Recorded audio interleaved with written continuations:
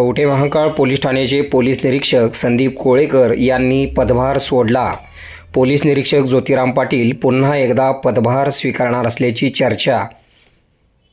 Kavathe Mahankal police ठाण्याचे विद्यमान police निरीक्षक संदीप कोळेकर यांनी आज आपला पदभार सोडलेला आहे। पोलीस निरीक्षक कोळेकर यांच्या जागी पुन्हा एकदा बदली झालेले पोलीस निरीक्षक ज्योतिराम पाटील परत पदभार स्वीकारणार आहेत असे समजते।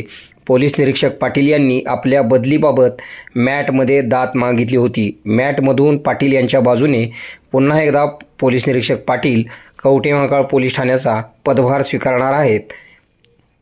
कवठे महांकाळ पोलीस ठाण्याचे तत्कालीन पोलीस निरीक्षक ज्योतिराम पाटील यांची तडफडाकी बदली झाली होती। पोलीस अधीक्षक डॉक्टर बसवराज तेली यांनी बदली करण्याचे आदेश दिले होते। पोलीस निरीक्षक पाटील यांनी मॅटमध्ये आपल्या बदलीबाबत दाद मागितली होती। गेल्या काही दिवसांपासून पोलीस निरीक्षक पाटील आपला पदभार स्वीकारणार आहेत अशी चर्चा होती, परंतु अद्याप पोलीस निरीक्षक पाटील यांनी आपला पदभार स्वीकारलेला नाही।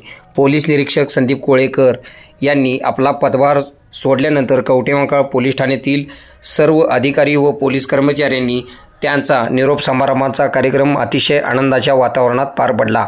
या प्रसंगी सहाय्यक पोलीस निरीक्षक दत्तात्रय कोळेकर, पोलीस उपनिरीक्षक वैभव पाटील, विनायक मसाळे यांनी पोलीस निरीक्षक संदीप कोळेकर यांचा सत्कार करून पुढील वाटचालीस शुभेच्छा दिल्या।